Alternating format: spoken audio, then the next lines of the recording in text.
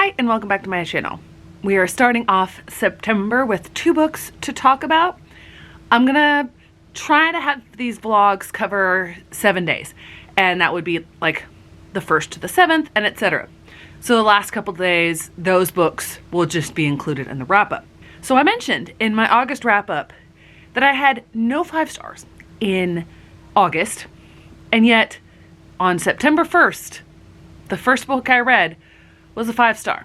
And that indeed is the case. I haven't put it through Copile, but I just know it's a 5-star. And that is Frizzy by Claribel Ortega. I knew I had a really high chance of liking this book because I've read Witchlings by Claribel Ortega. Really enjoyed that. And this is just so fantastic. So this fulfills one of the prompts for Magical Readathon. I don't remember which class it is, but it's one where the prompt is have a non-reader pick a book for you, and I stretched that a little bit to be my students and trying to get books that they would read. They didn't specifically pick this out, but I think this would be one that they enjoy. This is fantastic. I also have a Spanish version of it, or a version in Spanish, so I'm going to try to read that one as well. Just not sure when I'm going to start that. So the main character of this book is an Afro-Latina from the Dominican, I believe. It's not stated explicitly except for like one time. And it opens up where she and her mom are at the salon. They're getting their hair done for a cousin's quinceañera.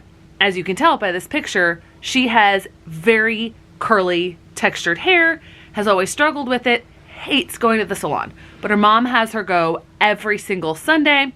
She just doesn't like it at all and is really frustrated because so many people talk about the fact that, you know, her cousin who has the quince has good hair and she has bad hair. And she's like, what about hair makes something good or bad? It's hair. And so she's dealing with a lot of colorism, I would say texturism, but whatever you do with the hair, because of their African heritage. And it turns out that her mom has struggled with this as well. Her dad is no longer in the picture because he died when she was 5. Shortly after that is when the trips to the salon started. And it's so realistic and heartwarming, and these are real struggles that kids like this might have. And there's just that element to it that hooked me in. And the story is just so well told. From the graphics to the actual story itself. Hands down, one of the best graphic novels I've read. So the next book that I finished is the audiobook that I technically started in August, but I had read less than 50%, so I'm still counting it for Magical Readathon. And I don't remember the class, but the prompt was a night sky on the cover, and for that I have Frost Like Night, which is the conclusion to a trilogy, helps me clear a series off my list of those series that I started prior to watching BookTube. And I didn't think I was going to finish this today, but I went downtown to do my run and then went to the bookstore, my favorite local independent bookstore. I was going to do some filming there, but I realized when I was driving down there that I forgot my camera. So I didn't film anything, but I'm going to show you a haul in just a second. And so because of that, I ended up listening to this book for a lot longer than I thought I was going to today. Totally fine. This book is probably going to be a 4 stars, which, as I explained in my wrap-up, is a good book for me. It just didn't do anything super special, and there was no hook that really captivated me, like with Frizzy. The second book is highly political. There's a lot of political machinations in this, in the second book, I should say, which I read last month. This one seems more like the fallout from all of those movements that were happening in the second book and what that did to the magic and how that ended up unfolding. And I think that Sarah Rosh did a really good job in putting the second and third books together.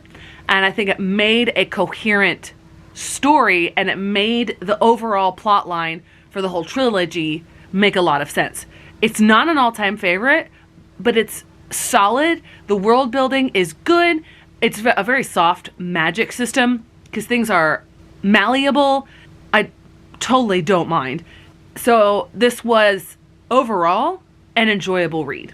I don't remember what book I'm going to pick up next on audiobook. I'll have to look at that, but I finished that just this morning. So I'll start something tomorrow. Now, as far as the books, I mentioned in a video a while back that I was going to do this sort of gamification thing of trying to rebuild back my habits. I found a Notion template that helped with that, and I've been earning points, spending them on, my subscription books, etc. I decided, I got a stipend for that training that I did this summer. I decided I wanted to get some books. And so I realized yesterday that, hey, I need to sort all this out on my tracker because I have the day off tomorrow, and where I park when I drive downtown and not just run from my school is literally behind, like half a block, the building where my favorite bookstore is. So of course I had to do that. Now there is one book in here that I'm going to give as a gift. I may or may not read it, but I saw this and immediately thought, I want to get this, and I have to decide if I want to wait until Christmas to give this as a gift, because the person who I want to give it as a gift, their birthday has already happened. I kept thinking, I'm going to give this to them in October. And I'm like, no, that's my mom's birthday. Wrong person. This is called My Black Country, a journey through country music's Black past, present, and future. I'm really intrigued by this. So I may read it, but this one is not going into my collection. I don't have them in any particular order because I just packed them back in. I did go to the section, the graphic novel section, and got several graphic novels. They had one of the Spy School, well, they had two. They had the first of the Spy School novels and the third. So since I already own the first, I didn't end up getting the third because I would have wanted to go ahead and read it, but I don't want to read it out of order, and I didn't necessarily want to wait to get the other one. So I did get some graphic novels. This is Keeper of the Lost Cities, Volume 1. They're starting a graphic novel adaptation. This is much more manageable for middle schoolers than those giant books. This is only half of the first book. I want to read this in the graphic novel adaptation, see what they changed, and then I'll take it into my classroom. This is one that I heard about, I think through Ashley at Bookish Realm, who unfortunately doesn't make videos anymore. This seemed really intriguing and heartwarming. It's about a girl who wants a puppy, but she's allergic. And then this one, Ink Girls, I don't remember where I saw this one, probably again through Ashley at Bookish Realm. This is about girls who are starting a newspaper, and they're girls of color. I don't know if it's based on a real story or if it's in a fantasy world, but this has been on my to-read list for a while, so I decided to go ahead and get it. I also got The Eternal Ones, which is book 3 in this series, which will help me finish this series. I own book 2, but I don't know or remember if I own book 1. I think I do. But if I don't own the first book in this series, I'll definitely go out and purchase it. So that was the purchase for me. There is one book that I purchased that I'm not adding to my TBR, and that is Ninth House, because somehow I had Hellbent, but not Ninth House, so I'll be able to just put this on my shelves. Another one that's been on my TBR for a while, it's a nonfiction one. I saw it, I'm like, I have to grab this. This is A Fever in the Heartland, the Ku Klux Klan's plot to take over America and the women who stopped them. So I've been really intrigued by this. I just haven't gotten around to reading it yet. I also saw The Last Unicorn by Peter S. Beagle, as well as his newest release, I'm Afraid You've Got Dragons. And I decided, I have to get these right away. There are a few that I looked at that I decided not to get. The one that I am most happy about, and I'll have to refresh my memory on the order, I got the rest of the Thursday Murder Club series. I am so excited about this series. I loved it, and seeing the casting for the Netflix film that's going to come out, Helen Mirren, Pierce Brosnan, David Tennant is going to play a part. The character that he's going to play hasn't been released yet, but I don't care.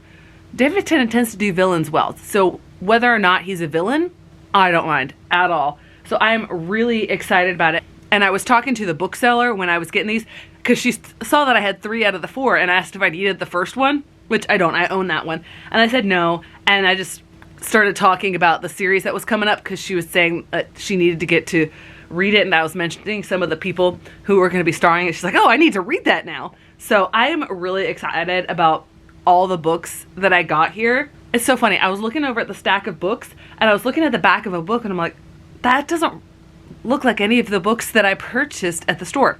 It's not. It was the book that I finished this morning. Anyway, I'm gonna go now because clearly my brain is on vacation. Okay, so I am back to wrap up the vlog with a lot more books to talk about. It is Sunday. I did intend to do some along the way, but early on in the week, I didn't really finish a lot of books, and when I did, I didn't really feel like updating that day. I'm gonna need to work on that because I always give myself the excuse and don't update throughout the week, and so it ends up, I'm at the end of the week and I've got a lot to update on. And yesterday I planned to update, but I got a new tattoo. I'm not gonna show it off right now because it's in the healing. It's got the second skin on. But as soon as it's fully healed, I'll show it off in a vlog, but I am so excited about it. It's awesome. But those take longer, and I thought maybe I would update when I got back, but by the time I got back, I wanted to eat supper, and then didn't end up updating yesterday. And I also ended up reading 2 complete books, or finishing a book, reading a complete book, and getting halfway through another because I had my long run, and then I was listening to an audiobook while getting the tattoo, and I had a couple shorter books that I was reading. I want to read more physically. When I get home, I never really feel like doing it. The days are long. There's a lot that's getting done, and it's typical for me nowadays. I'm still getting my reading done. I still want to read, but the time to do that, I don't know. It's weird. But let's talk about the books that I did finish. I really loved this. This was adorable. I have to say, at one point in the book, because this is a graphic memoir, at one point in the book, he gets a haircut to look like the Fonz, but also someone in Mexico, and I forget the name of that star. It just bothered me. It was a really bad haircut, and every time I saw him, it just was a visual thing that just bothered me. But aside from that, this is Pedro Martin's memoir of the time when he and his family went down to Mexico to bring his grandpa back to live with them. They had 9 kids. This was set in the 70s. Obviously, you know, haircut like a Fonz. It explored a lot of familial relationships. It explored a lot of the history of the time period, getting to know these different members of the family. This was fantastic. Such a fun read. The next audiobook that I read was The Pain Gap by Anousheh Hossain. I wanted a little bit more out of this than what I got. This is decent, pretty good, but not anything groundbreaking. And I think I struggled, so I did rate it 4 stars. This is staying. It's just one of those nonfiction books that doesn't necessarily go deep into whatever it's talking about. Another thing, Hossain is not a doctor. She's an excellent writer. So this is not focused on the science behind these different things, the different studies. She is someone who's a phenomenal writer and has worked for a very long time on the policy side of things, the more political side. And you can definitely see that in the book. I think if you went into it thinking that she's going to come at it with a doctor, a medical side, you might be disappointed. Because that's not the side that she approaches it. She doesn't claim to know any of this, but she's talking about, she takes all of this research and she looks at it to apply it policy-wise. And I thought she did a really good job through this. So one of the things that played a huge effect on this book was the COVID pandemic. I don't know if it was a motivation to write this book because she does share her own personal traumatic birth story, coming over as a Bangladeshi woman who's lived in the United States for a couple decades now. I believe she's a naturalized citizen, but I don't know for sure. She starts the book with that.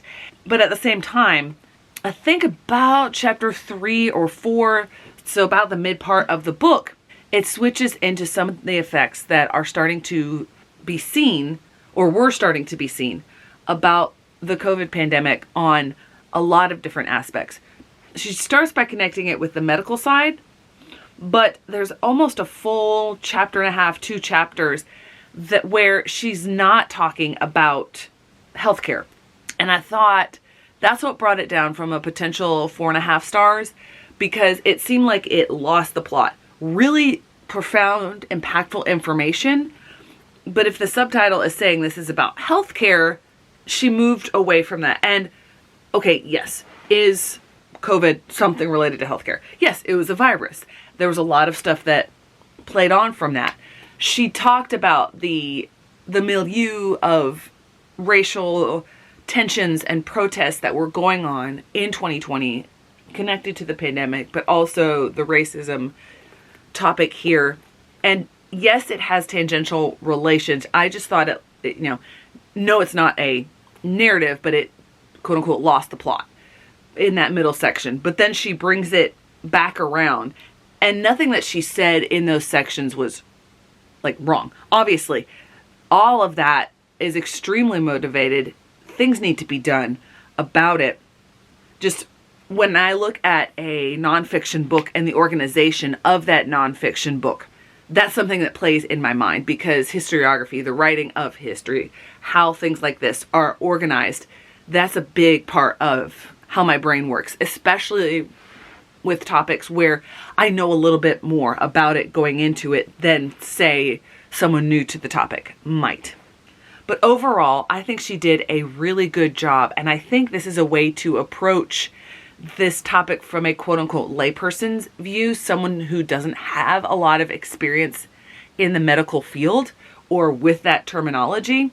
I have a little bit more because growing up, my mom and grandma worked as medical transcriptionists. And so we talked about that a lot. I've always been interested in that.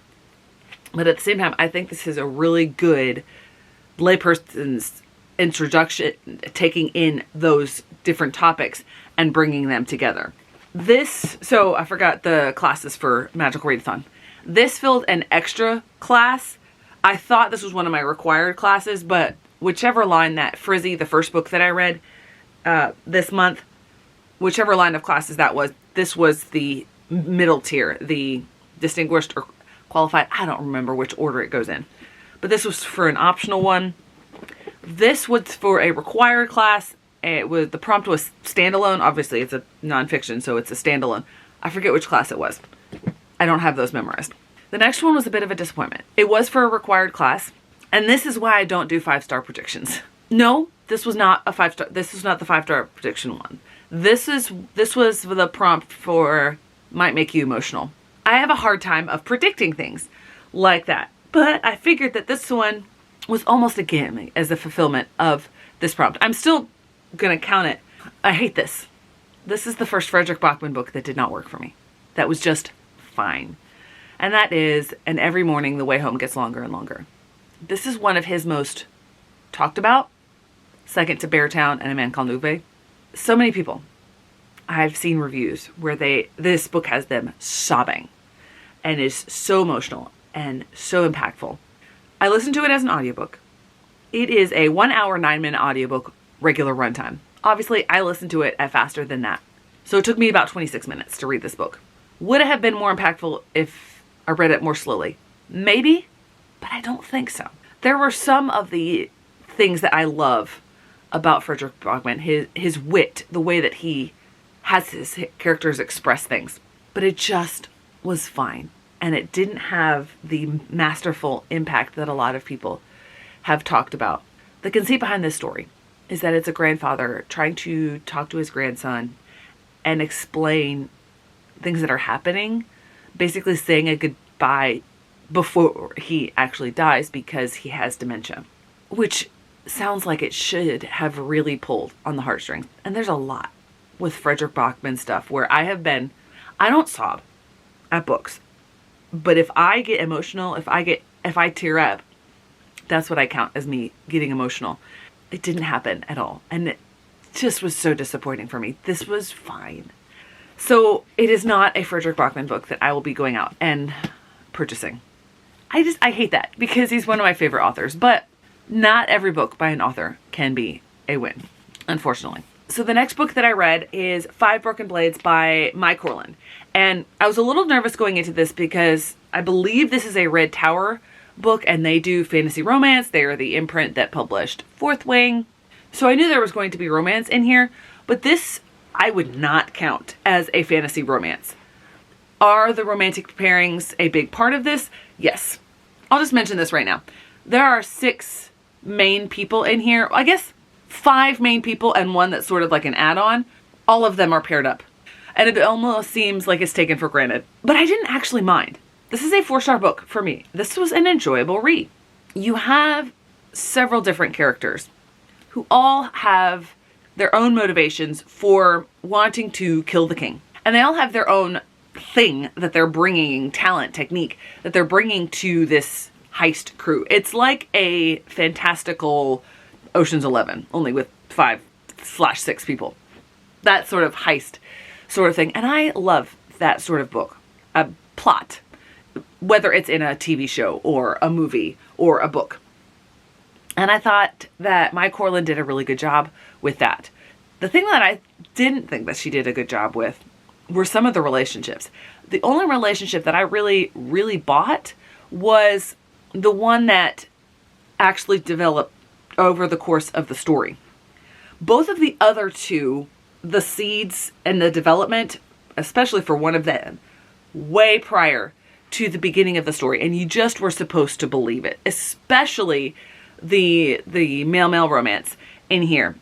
You were supposed to wholeheartedly buy that they absolutely loved each other, but they also backstabbed each other and were willing to kill each other.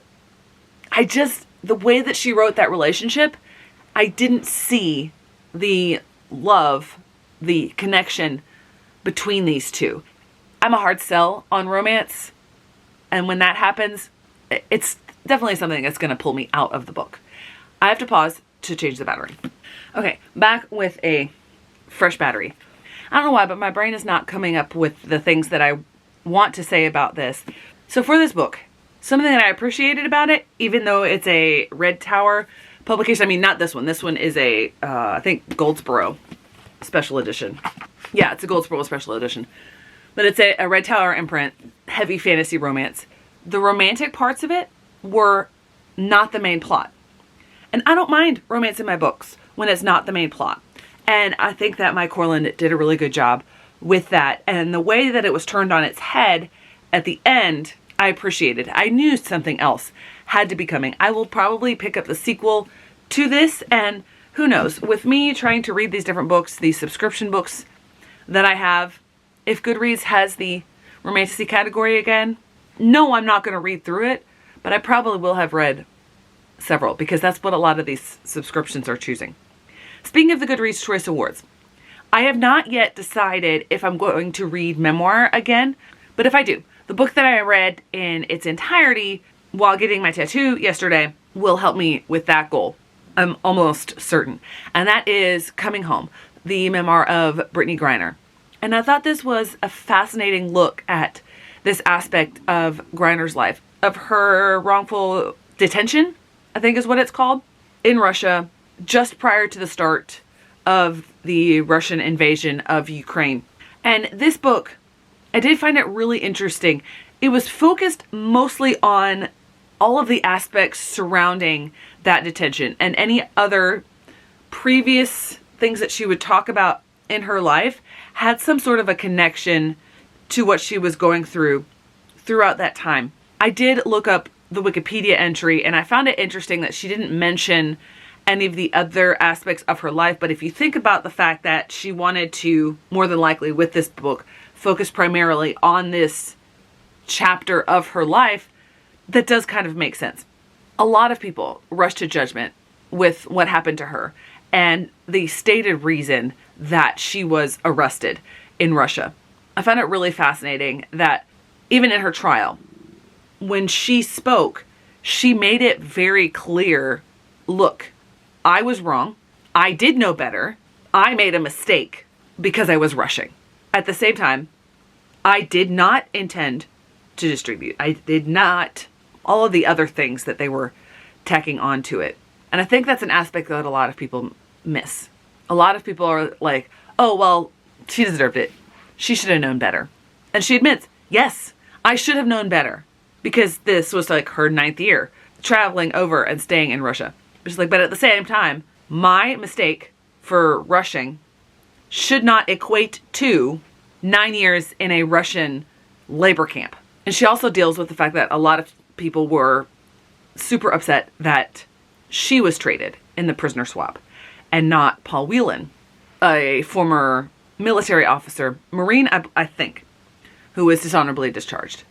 And all the hate that she got coming back and how she was dealing with the trauma that was inflicted on her time there. And I thought it was really fascinating, and I really appreciated some of the aspects of looking at, so explaining her mental state before she went there. Something that a lot of people don't understand is when you want to understand the context, the mental state, what was going on in a person before an action happens, it's not trying to excuse it. Brittany herself doesn't try to excuse accidentally bringing over empty canisters that were against the law because they had trace amounts of something, a substance against the law in Russia. She does not try to excuse that. She said, I goofed. This was a mistake. This was wrong. But when you think about the fact that it's like, oh, you should have known that, or you should have never ever made a mistake. The way that people are so quick to rush to judgment. And it's like anytime something like this happens, it's like as a teacher, I try to understand what is driving my students to make these poor behavior choices.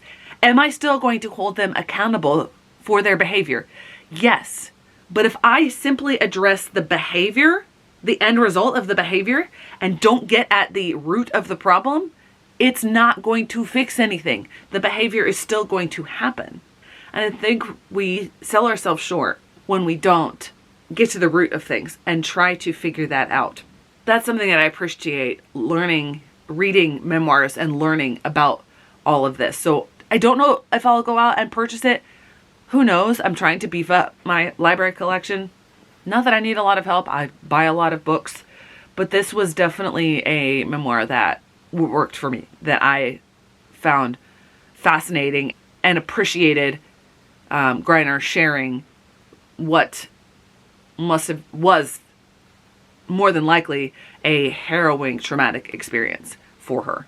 So even though I didn't actually finish a lot of books in the early part of this week, I managed to read 7 books. Now I have 5 here.